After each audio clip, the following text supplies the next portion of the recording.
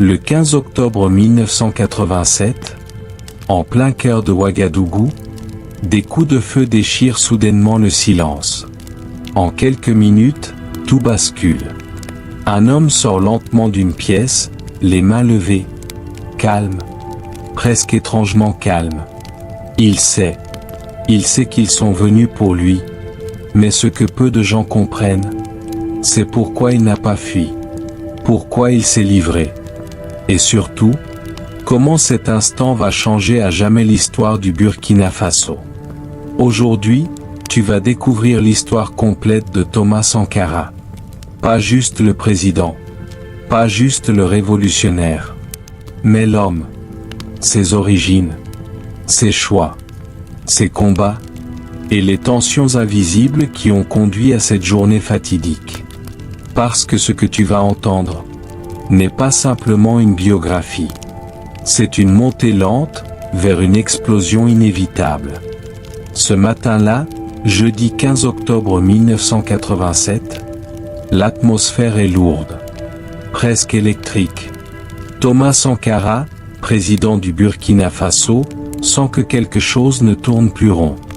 Depuis des semaines, peut-être même des mois, la révolution qu'il a portée avec passion commence à vaciller. Des fissures apparaissent, des tensions montent, et certaines alliances ne sont plus aussi solides qu'avant. Parmi ces tensions, une en particulier devient impossible à ignorer.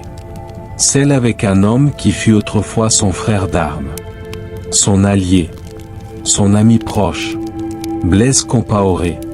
Mais attends, ce conflit, on y reviendra. Parce que pour comprendre ce qui se joue ce jour-là, il faut remonter bien plus loin. Ce matin-là, Sankara reçoit la visite de Valère Sommet. Un proche, un confident, un homme de confiance. Ils échangent longuement. Le sujet est clair. Les divisions internes du Conseil national de la Révolution. Rien n'est plus stable. Et ce qui était autrefois un mouvement uni, semble désormais fragmenté. Mais ce n'est pas encore le plus inquiétant. Plus tard dans la journée, Sankara doit assister à une réunion. Un rendez-vous prévu avec un petit cercle de conseillers. Le lieu, l'ancien siège du Conseil de l'Entente. Un bâtiment chargé d'histoire. Un lieu stratégique, presque symbolique. Il est environ 16h15 lorsque la réunion commence. À l'intérieur, l'ambiance est sérieuse, mais personne ne s'attend à ce qui va suivre. 15 minutes. Seulement 15 minutes. Et tout bascule. Des coups de feu éclatent. Brutaux. Soudains. Incompréhensibles. Ils viennent de la cour. À l'extérieur. Et en quelques secondes, la réalité frappe. Le chauffeur de Sankara et 2 de ses gardes du corps viennent d'être abattus. À l'intérieur, c'est la panique. Les conseillers se jettent au sol. Certains cherchent à se cacher. D'autres restent figés, incapables de comprendre. La peur est totale. La révolution est attaquée. Et c'est là que quelque chose d'incroyable se produit. Quelque chose que peu d'hommes seraient capables de faire. Sankara se lève. Calmement. Alors que tout le monde est à terre, lui, se tient debout. Lucide. Maître de lui-même. Il regarde ses camarades et prononce une phrase qui résonne encore aujourd'hui. C'est moi qu'il recherche. À cet instant précis, il comprend tout. Ce n'est pas une attaque désorganisée. Ce n'est pas un accident. C'est une mission. Et la cible, c'est lui. Malgré les supplications, malgré le danger évident, Sankara décide de sortir. Les mains levées. Sans armes. Sans résistance. Pourquoi? Peut-être pour éviter un massacre. Peut-être pour sauver ceux qui sont encore à l'intérieur. Ou peut-être parce qu'au fond, il savait déjà que tout était terminé. À peine franchit-il la porte. Les hommes armés ouvrent le feu. sans hésitation, sans pitié. Les balles traversent son corps. Une, puis plusieurs. Et en quelques secondes, Thomas Sankara s'effondre. Il meurt sur le coup. Mais ce que beaucoup ignorent, c'est que son sacrifice n'a pas empêché le pire. À l'intérieur du bâtiment, presque tous les ministres présents seront exécutés. Un seul survivra. Alors une question demeure. Une question essentielle. Pourquoi ? Pourquoi cet homme a-t-il été tué ? Mais pour comprendre, il faut revenir au début, bien avant le pouvoir, bien avant la Révolution, à une époque où Thomas Sankara n'était qu'un enfant. Dans la modeste ville de Yako, en Haute-Volta, Thomas Noël Isidore Ouedraogo naquit le 21 décembre 1949. Ses origines étaient aussi complexes que la région qu'il gouvernerait un jour. Thomas était issu de la communauté Silmi-Mossi, un groupe socialement marginalisé, d'ascendance à la fois Mossi et Peul. Son père, Joseph Sankara, ancien combattant de la Seconde Guerre mondiale, avait adopté le nom Mossi d'Ouedraogo pour s'allier au chef de Tema. Sa mère, Marguerite Kinda, était Mossi de naissance. Le nom de famille, Sankara, ne fut réhabilité que durant l'adolescence de Thomas. Ayant grandi à Gaoua, ville du sud-ouest, son enfance fut marquée par les derniers jours de la domination coloniale française en Haute-Volta. Les Français avaient violemment soumis la région à la fin du XIXe siècle, mettant des années à réprimer les rébellions de divers groupes ethniques, notamment les Mossi. Cependant, à 11 ans, Thomas sentait déjà le changement souffler sur la Haute-Volta. Alors que le pays approchait de son indépendance de la France en 1960, Thomas et ses amis organisèrent leur propre cérémonie symbolique. Ils abaissèrent le drapeau français et hissèrent les couleurs de la nouvelle nation. Cet acte de rébellion, en apparence innocent, provoqua un affrontement entre garçons européens et africains, préfigurant la résistance qui allait marquer l'avenir de Thomas. Le jeune Sankara était un élève assidu, excellent en mathématiques et en français, et très impliqué dans les activités religieuses. Impressionné par son zèle, les prêtres locaux l'incitèrent à entrer au séminaire. Cependant, Thomas choisit une autre voie. Il réussit le concours d'entrée au lycée public de Bobo-Dioulasso, une décision qui allait s'avérer déterminante dans sa vie. Tandis que Thomas poursuivait ses études, la Haute-Volta se désagrégeait politiquement. Le premier président du pays, Maurice Yaméogo, avait mené la nation à l'indépendance à contre-cœur. Son accession au pouvoir fut marquée par cette réticence, car il avait assumé les fonctions de dirigeant davantage par obligation que par passion. Son gouvernement était marqué par une forte dépendance à l'égard de la France, de nombreux conseillers français exerçant une influence considérable sur l'armée et l'administration civile. Cette relation néocoloniale a étouffé le potentiel du pays et alimenté un mécontentement croissant au sein de sa population. Au fil du temps, le pouvoir de Yaméogo est devenu de plus en plus autocratique. Il commença à emprisonner ses détracteurs et à consolider son pouvoir en nommant ses proches à des postes clés au sein du gouvernement.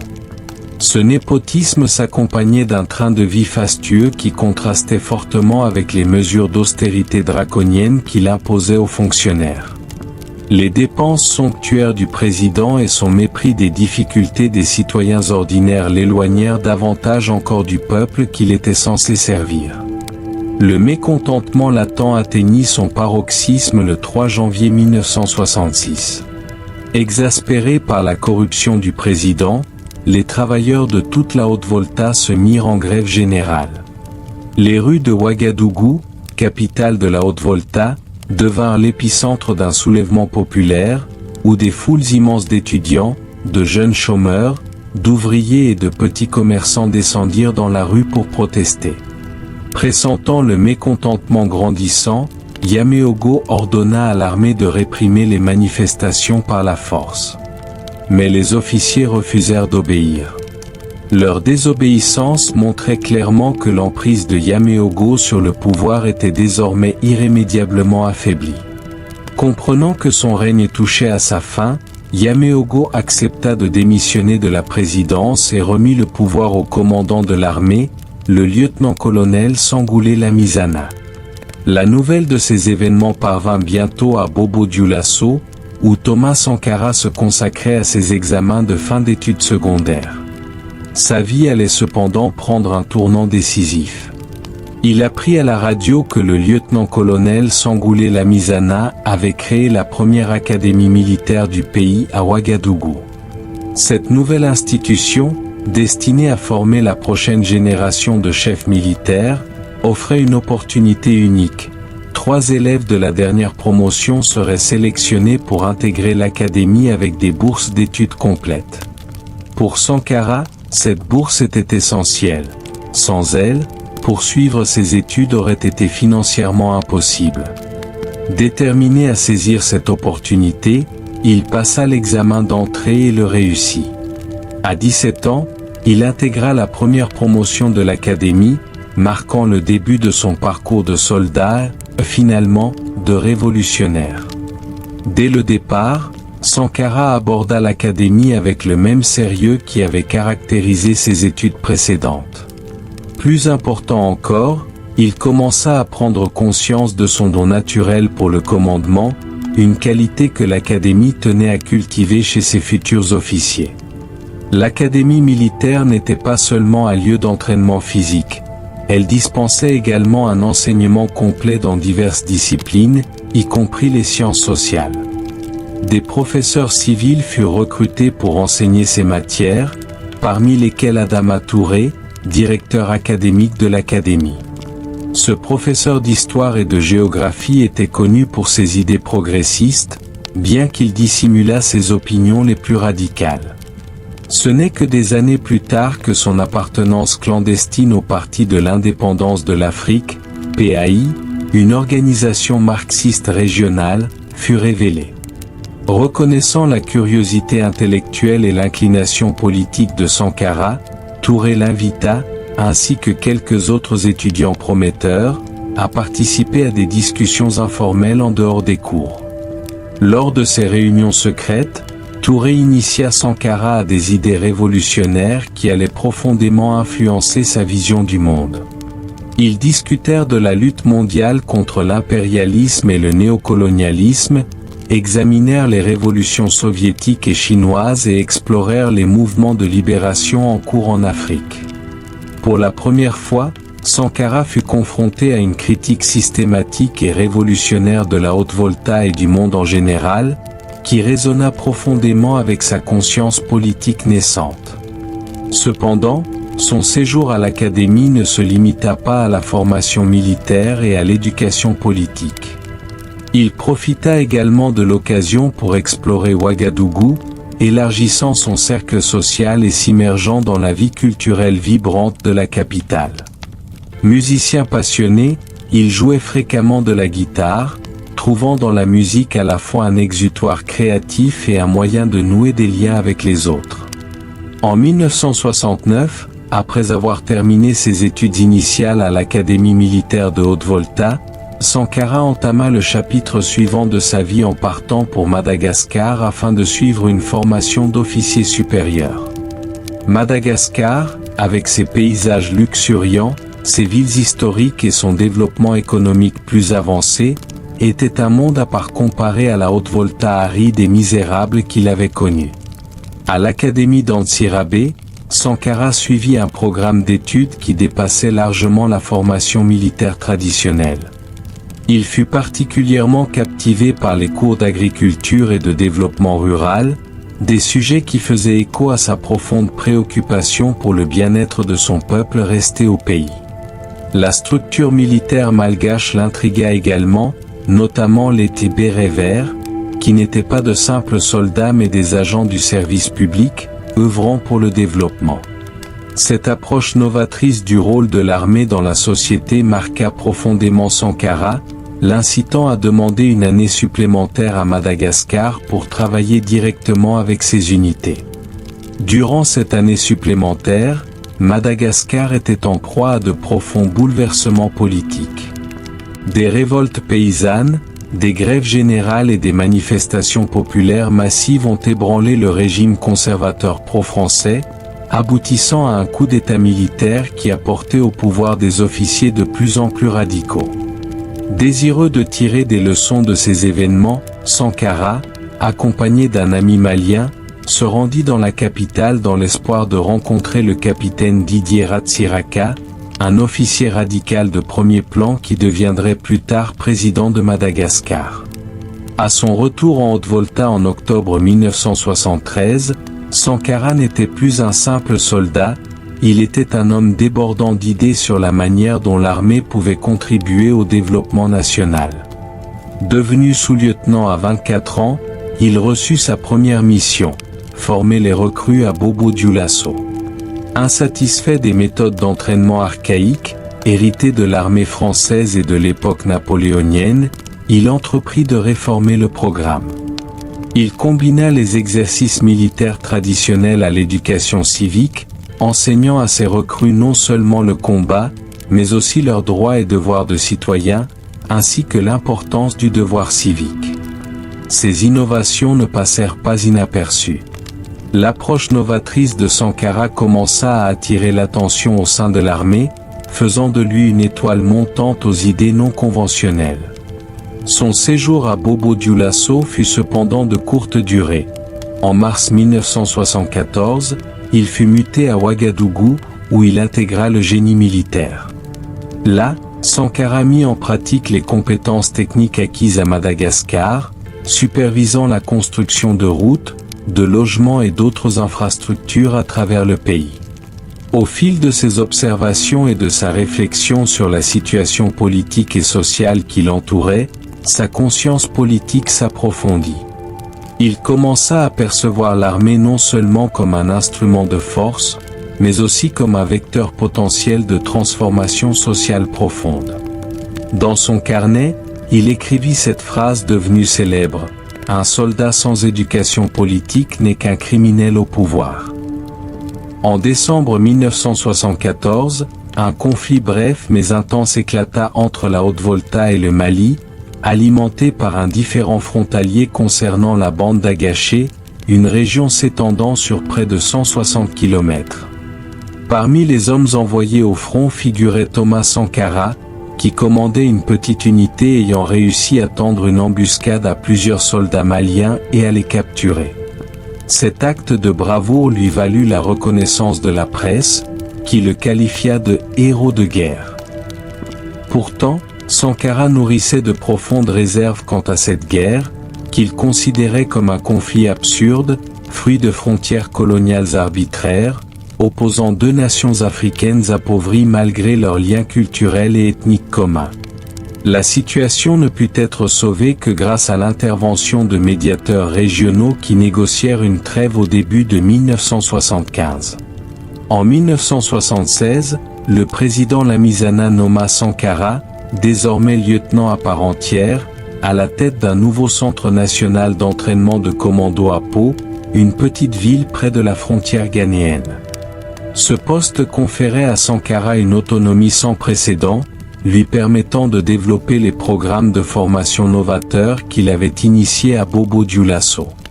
Pendant plus de 4 ans, il mit à profit cette liberté pour former non seulement des soldats d'élite, mais aussi des citoyens soldats, des hommes aussi engagés dans le développement de leur nation que dans sa défense. La proximité de Pau avec Ouagadougou permit à Sankara d'entretenir des liens étroits avec ses supérieurs et son cercle d'amis grandissant. Durant cette période, il rencontra Mariam Sankara, une jeune femme de la capitale, dont il tomba amoureux. Leur relation s'épanouit et ils se marièrent lors d'une cérémonie intime en 1979. 2 ans plus tard, ils accueillirent leur premier enfant, Philippe. Le séjour de Sankara à Pau renforça sa conviction que la Haute-Volta avait un besoin urgent d'une transformation profonde. Les défis auxquels le pays était confronté étaient criants. Moins d'1 personne sur 10 vivait en ville, le taux d'alphabétisation des adultes était alarmant, 11%, et seulement 18% des enfants fréquentaient l'école primaire, dont à peine 3% poursuivaient des études secondaires. Les sécheresses récurrentes, l'érosion des sols et la stagnation de la productivité agricole entraînaient une faim généralisée. La malnutrition et les maladies faisaient de nombreuses victimes, l'espérance de vie moyenne se situant à un niveau désespéré de 44 ans. De ce fait, Sankara rechercha des personnes partageant ses idées, tant au sein de l'armée que parmi les civils. Parmi ses contacts les plus importants figurait Blaise Compaoré, qu'il rencontra d'abord pendant la guerre contre le Mali, puis lors d'un stage au Maroc. Ils devinrent rapidement les meilleurs amis du monde. En 1978, reconnaissant leurs idéaux communs, Sankara nomma Compaoré son adjoint au centre de formation de Pau. À l'aube des années 80, le règne du colonel Lamizana, qui dura près de 15 ans, fut soumis à un examen minutieux. Son gouvernement était réputé pour sa relative stabilité et sa clémence, mais à un prix, peu d'efforts furent déployés pour résoudre les graves problèmes sociaux et économiques du pays. Les initiatives de développement étaient rares et les hauts responsables privilégiaient davantage leur intérêt personnel que le service public. En conséquence, le 25 novembre 1980, un coup d'État militaire mené par le colonel Césaire-Beau renversa le gouvernement de Lamizana et instaura le Comité militaire pour le progrès national, CMRPN. Zerbo, vétéran aguerri des campagnes militaires françaises, justifia le coup d'État par l'érosion de l'autorité de l'État sous Lamizana. Il promit de lutter contre la corruption et d'instaurer la discipline au sein de l'État. Bien que sensible aux discours anticorruption du nouveau régime, Sankara ne participa pas à ce coup d'État. Lui et ses jeunes camarades officiers se méfiaient des colonels conservateurs désormais au pouvoir. Obligés d'obéir aux ordres en tant que membres de la hiérarchie militaire, ils hésitaient à accepter des fonctions publiques au sein du nouveau gouvernement, craignant que cela ne compromette leur vision d'une réforme politique en profondeur. Cependant, les compétences militaires et l'influence politique de Sankara ne passèrent pas inaperçues. En janvier 1981, il fut promu capitaine et nommé à la tête de la division opérationnelle de l'armée. Bien qu'ayant initialement refusé un poste ministériel, Sankara accepta finalement de devenir ministre de l'Information, à la seule condition que son fidèle adjoint, Blaise Compaoré, prenne la direction du centre d'entraînement de Pau. Entré en fonction le 13 septembre 1981, Sankara se démarqua immédiatement des autres ministres. Il se refusa aux privilèges liés à sa fonction, allant jusqu'à se rendre au travail à vélo plutôt qu'en voiture de fonction. Les tensions politiques et sociales continuèrent de s'aggraver en Haute-Volta, les promesses de réforme du CMRPN se révélant vaines. Au lieu de cela, le régime adopta des mesures de répression de plus en plus sévères contre la dissidence. Détention d'étudiants militants, suspension du droit de grève et arrestation de dirigeants syndicaux. Face à cette dérive répressive du CMRPN, Sankara et d'autres jeunes officiers radicaux intensifièrent leurs activités politiques, formant des cercles de réflexion au sein de l'armée et élaborant des stratégies avec les dirigeants étudiants et syndicaux. Comprenant qu'il était temps de rompre les liens avec le gouvernement, Sankara décida de démissionner. Le CMRPN ayant ignoré ses demandes de démobilisation, il choisit de quitter ses fonctions de manière spectaculaire et politiquement tendue. Le 12 avril 1982, quelques jours avant le premier examen majeur du CMRPN, Sankara annonça publiquement sa démission lors d'un discours prononcé à une conférence de ministres africains. En présence du président Zerbo et lors d'une retransmission en direct à la radio, il critiqua le CMRPN, l'accusant de servir les intérêts d'une minorité, et lança un vibrant plaidoyer pour la liberté d'expression, concluant par ces mots désormais emblématiques: « Malheur à ceux qui réduisent leur peuple au silence ». Sa démission entraîna des représailles immédiates, il fut arrêté, rétrogradé et exilé dans un camp militaire à Dédougou.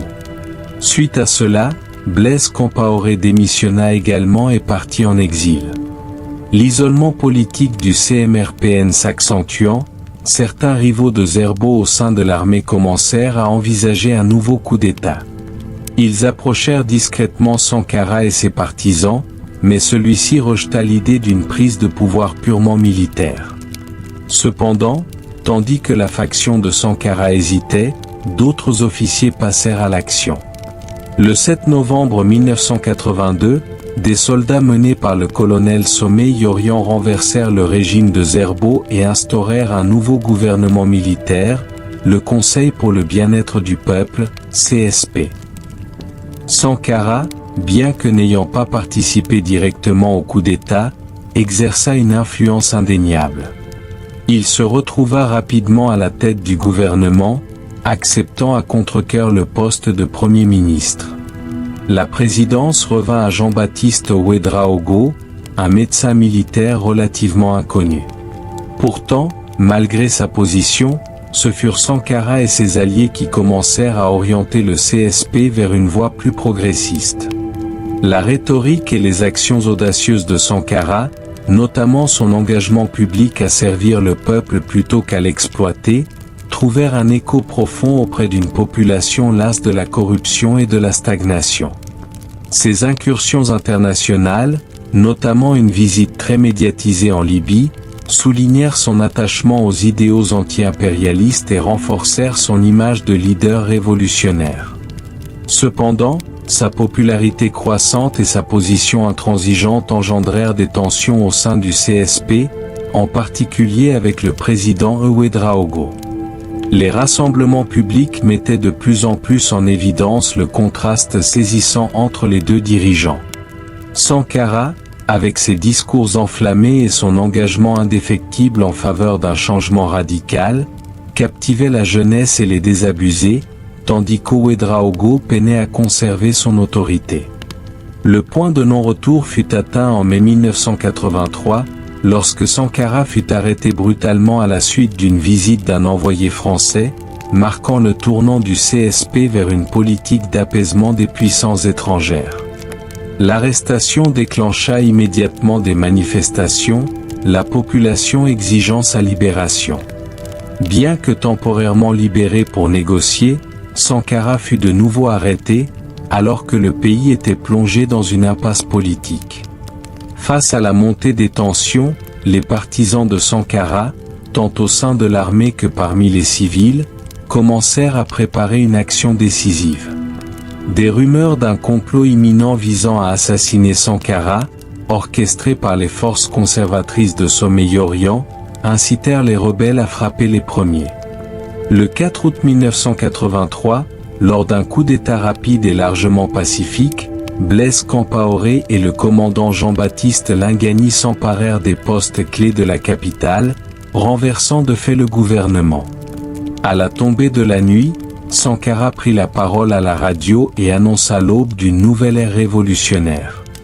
Sous l'égide du Conseil national de la Révolution, CNR, Thomas Isidore Sankara devint chef d'État de Haute-Volta à seulement 33 ans. Son adjoint était Blaise Compaoré, qui portait le titre de ministre d'État, délégué à la présidence. D'autres dirigeants du CNR, tels que le commandant Jean-Baptiste Lingani et le capitaine Henri Zongo, furent nommés respectivement ministre de la Défense nationale et ministre de la Promotion économique. Ensemble, ils formaient le quatuor du CNR. Ils entretenaient également des alliances étroites avec certaines organisations civiles de gauche, notamment le PAI et le LIPAD, dirigés par l'ancien professeur de Thomas Sankara, Adama Touré. Par la suite, le colonel Somé-Yorian et un autre chef de l'opposition furent arrêtés et tués dans des circonstances suspectes. Les rapports officiels affirmaient qu'ils avaient été abattus alors qu'ils tentaient de s'échapper, mais ces exécutions contredisaient la vision de Sankara d'une révolution sans effusion de sang et créaient un dangereux précédent. Dès son entrée en fonction, Sankara s'était donné pour mission de transformer son pays. Il ne s'est pas contenté de rester dans la capitale, il a parcouru le pays, rencontrant directement la population, villageois, artisans, agriculteurs et jeunes leaders. Ces visites n'étaient pas de simples formalités, elles s'inscrivaient dans sa volonté de nouer des liens avec les citoyens et de superviser personnellement la mise en œuvre des projets ambitieux du gouvernement. Sous l'impulsion de Sankara, des améliorations concrètes commencèrent à se dessiner dans tout le pays. De nouvelles écoles, des dispensaires, des terrains de sport, des réservoirs d'eau et des barrages d'irrigation furent construits. Il ne s'agissait pas seulement d'infrastructures, il s'agissait d'insuffler au peuple un sentiment de dignité et d'espoir. La détermination de Sankara à lutter contre la pauvreté et la corruption était palpable, il n'hésitait pas à faire emprisonner les fonctionnaires pris en flagrant délit de détournement de fonds publics. Sa vision s'étendait jusqu'à une renaissance symbolique de la nation elle-même. Le 4 août 1984, pour le premier anniversaire de la Révolution, le nom du pays fut changé de Haute-Volta à Burkina Faso, ce qui signifie « pays des hommes intègres ». Ce changement de nom était bien plus qu'une simple modification d'appellation, c'était une affirmation d'identité et une déclaration de la nouvelle orientation et des nouvelles valeurs de la nation. Les Burkinabés, comme on appelait désormais les citoyens, étaient encouragés à incarner les idéaux de la Révolution. Rapidement, son influence dépassa les frontières de la Haute-Volta. Ses discours lors de forums internationaux étaient percutants et trouvèrent un écho auprès d'autres nations africaines, où de jeunes radicaux et des professionnels réformateurs voyaient en lui un modèle de leadership honnête, engagé et radicalement différent de la norme. Il n'hésitait pas à critiquer les nations puissantes et à remettre en question leur politique, ce qui a fait de lui une figure marquante sur la scène internationale, malgré le fait qu'il dirige un petit pays enclavé et auparavant peu connu. Lors de sa visite au Burkina Faso en novembre 1986, le président français François Mitterrand découvrit une nation transformée et un dirigeant qui n'hésitait pas à dire ce qu'il pensait. Sankara défendit avec courage les droits des opprimés, critiqua l'interventionnisme étranger en Afrique et s'opposa directement à Mitterrand sur les politiques qu'il jugeait injustes.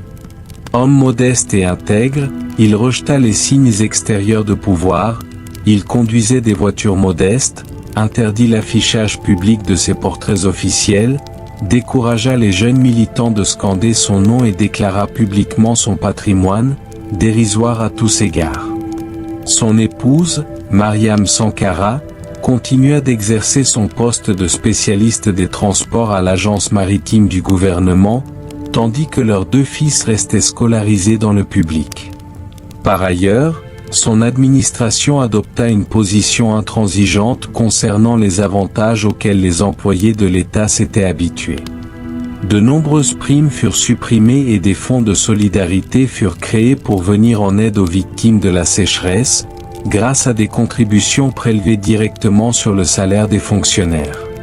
Le parc automobile de l'État fut drastiquement réduit, seules les petites voitures furent conservées pour les déplacements officiels, même pour les ministres. Afin d'éviter tout abus, il fut interdit aux fonctionnaires d'utiliser les véhicules de l'État en dehors des heures de travail. Malgré son attachement indéfectible à ses idéaux, Sankara n'était pas inflexible. Il était réputé pour sa capacité d'écoute et sa volonté de changer d'avis s'il était convaincu de son erreur. Cependant, son entêtement à défendre ses convictions, même impopulaires, engendrait parfois des frictions avec ses alliés comme avec ses adversaires. L'une des initiatives les plus importantes de Sankara fut l'intégration systématique de la formation militaire au service public et aux travaux de développement. Sous son impulsion, les bases militaires furent transformées en centres de productivité et d'engagement civique. Les soldats n'étaient plus cantonnés aux tâches militaires traditionnelles, ils participaient à l'agriculture, à l'élevage, à la lutte contre la déforestation et aux opérations de nettoyage des communautés. Ils prenaient également part à divers projets d'infrastructure. Cette approche poursuivait un double objectif, empêcher les soldats de développer un sentiment de supériorité sur les civils et démontrer à la population que l'armée pouvait être un moteur de progrès et de développement économique. Cependant, la vision de Sankara d'un système de défense englobant tous les citoyens du Burkina Faso n'était pas sans difficulté. En privilégiant le développement économique à l'armement, les faiblesses structurelles de son armée régulière furent mises en évidence lors d'un bref conflit frontalier avec le Mali en décembre 1985. Les forces armées burkinabais, aux ressources limitées, furent surclassées par l'armée malienne, mieux équipée, ce qui entraîna de sérieux revers. En octobre 1984, Sankara lança le Programme de développement populaire, PDP. Son principal fait marquant fut l'extraordinaire campagne de vaccination infantile. Malgré le scepticisme des bailleurs de fonds internationaux, le Burkina Faso parvint à vacciner près de 2 millions d'enfants en seulement 2 semaines, prévenant ainsi les épidémies habituelles de rougeole et de méningite qui, auparavant, faisaient des milliers de victimes chaque année. Par ailleurs, le gouvernement de Sankara accorda une grande importance à l'émancipation des femmes, la considérant comme un élément essentiel au développement global du pays. Il critiqua les pratiques traditionnelles qui opprimaient les femmes, notamment les mariages forcés, la polygamie et les mutilations génitales féminines. Son administration mit en place des mesures spécifiques visant à améliorer la condition féminine, tels que des programmes d'alphabétisation, le soutien aux coopératives féminines et la création de centres de soins de santé primaires dans chaque village. Un nouveau code de la famille fut élaboré pour protéger les droits des femmes, notamment en fixant un âge minimum pour le mariage et en reconnaissant le droit successoral des veuves. Cependant, ces réformes se heurtèrent à une forte résistance, non seulement de la part des hommes, mais aussi de femmes profondément attachées aux pratiques traditionnelles. Sur le plan politique, Sankara initia une nouvelle ère en nommant des femmes à de hautes fonctions politiques et administratives, à une époque où de telles nominations étaient rares en Afrique. Ses gouvernements de 1986 et 1987 comptaient 5 femmes, soit environ un cinquième du nombre total de ministres. Ces femmes occupaient des portefeuilles importants, notamment ceux de la famille, de la culture et de la santé, marquant une rupture significative avec les gouvernements précédents. Sur le plan économique, Sankara mit l'accent sur l'agriculture, qu'il considérait comme la pierre angulaire du développement du Burkina Faso. Il était convaincu que l'avenir économique du pays reposait sur sa capacité à assurer son autosuffisance alimentaire et à améliorer les conditions de vie de sa population majoritairement agricole. Son gouvernement réorienta les dépenses vers l'agriculture, l'irrigation et le développement rural, ce qui permit d'accroître la production céréalière de 75% entre 1983 et 1986. Les politiques environnementales de Sankara étaient tout aussi ambitieuses. Reconnaissant le rôle crucial de l'eau et des arbres pour la survie du Burkina Faso, il créa le ministère de l'eau et lança de vastes campagnes de reboisement. Son gouvernement mobilisa les communautés pour creuser des puits, construire des réservoirs d'eau et planter plus de 10 millions d'arbres. Sur la scène internationale, Sankara positionna le Burkina Faso comme une nation souveraine et indépendante, affranchie de l'influence des anciennes puissances coloniales. Il se méfiait de l'aide étrangère assortie de conditions et refusa systématiquement de solliciter l'assistance du Fonds monétaire international, craignant que ces conditions ne compromettent ses objectifs révolutionnaires. La politique étrangère de Sankara était caractérisée par un engagement ferme envers le panafricanisme et la solidarité avec les mouvements de libération et les peuples opprimés du monde entier. Cette position valut au Burkina Faso respect et nouveaux alliés, mais suscita également l'inquiétude des puissances occidentales et des gouvernements africains conservateurs. Le gouvernement de Sankara s'employa activement à diversifier les relations internationales du Burkina Faso, en nouant de nouveaux liens avec des pays comme les Pays-Bas, le Japon, l'Union soviétique, la Chine et Cuba. Surnommé le Che Guevara africain, Sankara témoignait d'une profonde affection pour Cuba, notamment par sa relation étroite avec Fidel Castro, qu'il rencontra à de multiples reprises. Il était également un fervent critique de l'apartheid en Afrique du Sud et en Namibie, et l'un de ses premiers actes en tant que président fut de rebaptiser une artère principale de la capitale, l'avenue Nelson Mandela. Le gouvernement remit symboliquement à Nelson Mandela un passeport burkinabé, en signe de solidarité avec la lutte anti-apartheid. Sur le plan régional, les relations de Sankara avec les pays voisins étaient empreintes de solidarité et de tension. Son allié le plus proche était le Ghana, dirigé par le révolutionnaire Jerry Rawling. Les deux pays menaient fréquemment des manœuvres militaires conjointes pour démontrer leur soutien mutuel. Les relations avec le Bénin et le Niger étaient relativement cordiales, mais les tensions avec le Mali, le Togo et la Côte d'Ivoire étaient marquées. Ces tensions étaient largement alimentées par les gouvernements conservateurs de ces pays, politiquement alignés sur la France et craignant l'influence révolutionnaire de Sankara.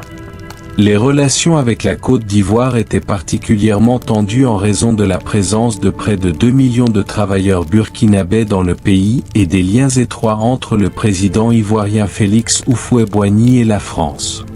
En mai 1984, la première tentative de Sankara de se rendre en Côte d'Ivoire fut contrecarrée lorsque le gouvernement ivoirien lui refusa l'accès à la capitale, Abidjan, craignant les réactions de la population.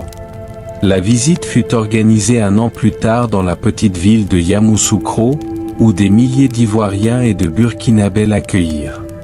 Au même moment, un complot de coup d'État impliquant de hauts gradés de l'armée et des personnalités liées à l'ancien régime fut déjoué avant d'être mis à exécution. Le gouvernement de Sankara réagit promptement et brutalement. Les conspirateurs furent arrêtés, sous une pression intense. Ils avouèrent leur participation au complot. Leur procès, mené par un tribunal militaire, aboutit à cette condamnation à mort, malgré l'opposition de Sankara lui-même. De ce fait, l'image du gouvernement de Sankara comme un régime militaire violent se répandit largement, notamment dans les médias occidentaux. Les tensions internes au sein du gouvernement de Sankara furent exacerbées par les rivalités politiques qui aboutirent à l'exclusion des factions PAI et l'IPAD. Cette purge marqua un tournant décisif vers la militarisation. Suite à cela, Adama Touré, chef du PAI, aurait déclaré à Sankara « Ni le PAI ni le LIPAD ne sont, et ne seront jamais, vos ennemis. Vos ennemis se trouvent au sein même de votre entourage, parmi ceux qui conspirent contre les deux organisations. » Par ailleurs, concernant ses relations avec Muammar Kadhafi, Sankara prit soin d'affirmer l'indépendance du Burkina Faso. Il fit savoir aux leaders libyens que, bien qu'ils fussent ouverts à une collaboration, le Burkina Faso maintiendrait sa position idéologique. Cependant, au fil des années, Sankara comprit rapidement que sa relation avec Kadhafi devenait politiquement coûteuse, ce qui le poussa à renforcer ses liens avec d'autres États d'Afrique du Nord. En conséquence, Kadhafi commença à cultiver des relations avec d'autres membres du CNR, notamment Blaise Compaoré, le plus proche allié et bras droit de Sankara. Par ailleurs, le président Houphouët-Boigny chercha à exploiter l'affaiblissement de la cohésion idéologique du CNR. Homme politique expérimenté et rusé, il voyait en Blaise Compaoré un instrument potentiel pour saper la révolution. Il cultiva habilement une relation entre Compaoré et sa filleule, Chantal Compaoré, l'entraînant dans un monde de richesse et de luxe qui contrastait fortement avec les idéaux révolutionnaires de Sankara. Fasciné par l'opulence et la bienveillance d'Houphouët-Boigny, Compaoré commença à s'éloigner de la vision de Sankara. Son mariage avec Chantal marqua le fossé grandissant entre les deux hommes. Sankara, qui avait jadis fait confiance à Compaoré, était désormais de plus en plus exaspéré par les goûts et les ambitions bourgeoises de son ancien ami. Sillonnant inlassablement le pays pour mettre en œuvre sa politique révolutionnaire et renouer le contact avec le peuple, Compaoré s'attachait à consolider son pouvoir. Il prit le contrôle du système judiciaire et constitua discrètement un réseau de soutien au sein des rangs militaires et civils. Bénéficiant du soutien international de la Côte d'Ivoire, de la France, de la Libye et même des États-Unis, la faction de Compaoré au sein du CNR continua de s'étendre. Il contrôlait désormais pleinement les opérations militaires à Pau et s'était constitué un corps de commandos fidèles. Son adjoint, Gilbert Diendéré, contrôlait un important appareil sécuritaire capable de submerger aisément les gardes du corps de Sankara, déjà fortement sollicités. Il était désormais évident que Compaoré préparait un coup d'État pour s'emparer du Burkina Faso et renverser Sankara. La tension atteignit son paroxysme le 7 octobre 1987, lorsque Sankara participa à une réunion avec Compaoré et Henri Zongo au Conseil de l'Entente. Lors de cette réunion, Sankara insista sur la nécessité de l'unité face à la discorde grandissante. Cependant, l'intransigeance de Compaoré exaspéra Sankara qui, après un échange houleux, déclara son incapacité à gouverner dans un tel climat de tension et quitta la salle en trombe. Les jours suivants, peut-être pour maintenir une apparence de normalité et de contrôle, Sankara resta actif publiquement, participant à des expositions et inaugurant une rue en l'honneur de Che Guevara, l'ancien révolutionnaire cubain. Il ne fut plus jamais revu en public. Le matin du 15 octobre 1987, l'atmosphère était tendue. Le réseau téléphonique était saturé et des mouvements de troupes visibles laissaient présager un coup d'État imminent. Entre-temps, Sankara venait d'arriver au Conseil de l'Entente, où il avait prévu une réunion avec certains de ses ministres. Dans la salle de réunion, il était entouré de ses plus proches alliés. Soudain, le calme fut déchiré par des crissements de pneus et des tirs de mitrailleuses. Les commandos de Compaoré, menés par le capitaine Gilbert Diendéré, lancèrent un assaut coordonné. Ils maîtrisèrent rapidement les gardes de Sankara, les abattant un à un. Dans la confusion, Sankara, avec un calme résigné, sortit de la salle de réunion, les mains levées, comme pour se rendre. Dès qu'ils l'aperçurent, les commandos l'arrosèrent de balles tirées de leurs fusils Kalachnikov et G3, criblant son corps de balles. Vers 16h30, Thomas Sankara, le leader révolutionnaire du Burkina Faso, était mort. Il n'avait que 37 ans. Seul Alouna Traoré, son avocat, survécut à l'attaque. Par la suite, les corps de Sankara et de 12 de ses ministres assassinés, ainsi que ceux des membres des forces de sécurité, furent transportés à la hâte par un camion militaire et enterrés sans cérémonie. Dans les jours qui suivirent l'assassinat de Sankara, des milliers de Burkinabés se rendirent sur sa tombe pour lui rendre hommage.